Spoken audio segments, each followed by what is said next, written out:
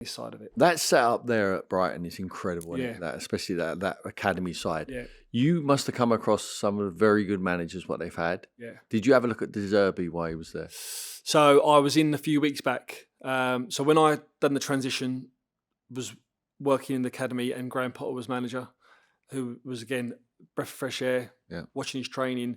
And then when the Zerbi come in, it just took it to another level. And then when I went down there a few weeks ago to watch training, and anyone can go and watch his training, it's an open book with the Zerbi. The lads say if there's no one in watching, it's a case of, why is no one here watching? Yeah. It's literally Monday to Friday. You could come on a Friday and they'll tell you the team, to do the tactics, doesn't care. Yeah, I think he had 20 from AC Milan in watching the day before that I was there. Yeah. Demanding, intense, the way that they play football, the patterns that you see on a game day is exactly what you see day in, day out.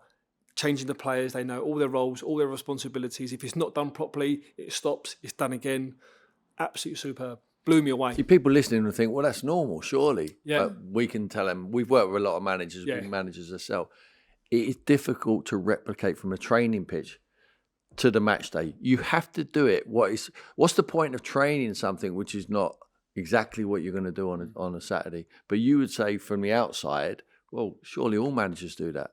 But everyone's saying at the moment, especially with Ten Hag, where's the patterns? What's the formation? How are they trying to play? Now, that is where the training ground comes in, and that is where the Zerbi and people like, I mean, he is tipped to be the next Man City manager. I mean, from what I see, and when I spoke to him, I mean, he gave me so much time in his office after, even going through his team selection for the Man United game that Saturday, even asking me about certain players. And when I was talking to players about him, he literally just blew me away. But there's a buy-in as well from the players. I mean, we all know when we were training as players, if you do the same thing day to day, that repetitiveness, it can be a little bit. But if you get the results on a Saturday and you're buying into it, then it's all on the same hymn sheet. Is that rare as well, then, to have a manager that welcomes people to come to training and will sit with them? Yeah, I mean, they'll always have you in. They'll let you watch training from afar. It would never be near a game day. It would be not even near, probably on match prep. It would just probably be a Tuesday where it's a bit more of a down day, not tactical. I was in at Fulham this week, and I spoke to Marco Silva before, and you can't get nowhere near their sessions. So some of them are real cloak and dagger, just real confined, whereas he was just... I think that might, when I've heard, it's more of an Italian thing. It's the way that they're brought up. It's more of an open book. Come and watch, take notes.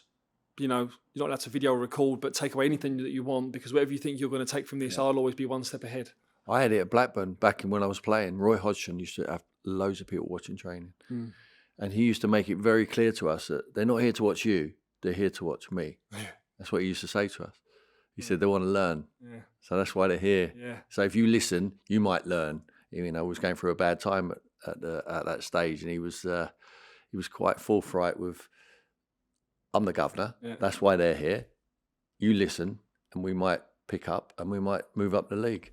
He made it very clear. Love that attitude. That's amazing.